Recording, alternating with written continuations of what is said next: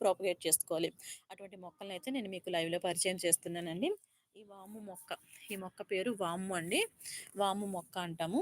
ఈ మొక్క యొక్క ఆకులైనా సరే, అలాగే ఈ మొక్కకి మనకి వాము గింజలొస్తాయండి. వాము మీ అందరికీ తెలుసు కదా! మనము కిరాణా స్టోర్స్‌లో తెచ్చుకుంటాం కదా! జనరల్ స్టోర్స్‌లో వాము మనకి వంటల్లో యూజ్ చేస్తుంటారు కదా!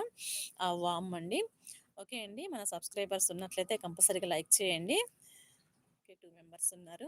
మీరు ఫస్ట్ టైమ్ కనుక మన లైవ్‌లోకొచ్చినట్లయితే తప్పకుండా ఛానెల్‌ని సబ్స్క్రైబ్ చేసుకొని ఫాలో అవుతుండండి. ఈ మొక్కొచ్చేసి వాము మొక్కండి. ఈ మొక్క యొక్క సైంటిఫిక్ నేమ్సు, అలాగే ఆయా ప్రాంతాల్లో ఏమని పిలుస్తారు? మీరైతే ఈ మొక్కని ఏం పిలుస్తారో కామెంట్ చేయండి. ఈ మొక్కొచ్చేసి అజ్వైన్ ప్లాంట్ అంటారండి. అంటే వాము మొక్క. ఓకే అండి. ఇంకా ఈ మొక్క యొక్క సైంటిఫిక్ నేమ్ కూడా చెప్తాను మీకు. ఈ మొక్క యొక్క సైంటిఫిక్ నేమ్ వచ్చేసి మనకి దీన్ని మామూలుగా వాడుక భాషలో అయితే అజ్వైన్ అంటారండి. వాము అంటారు.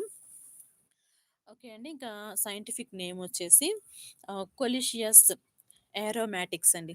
కొలిషియస్ ఏరోమాటిక్ అని సైంటిఫిక్ నేమ్ పిలుస్తారనమాట. మంచి హెల్త్ బెనిఫిట్స్ ఉన్నటువంటి ఈ మొక్కండి. ఆహ్, ఈ అరోమాటిక్ ఫ్లేవర్ అనేది చాలా బావుంటుందండి. ఇప్పుడు ఈ మొక్క దగ్గర కూర్చున్నాను కదా నేను. జస్ట్ అలా టచ్ చేయగానే చూడండి ఎంత మంచి ఫ్రాగ్రెన్స్ అయితే వస్తుందో.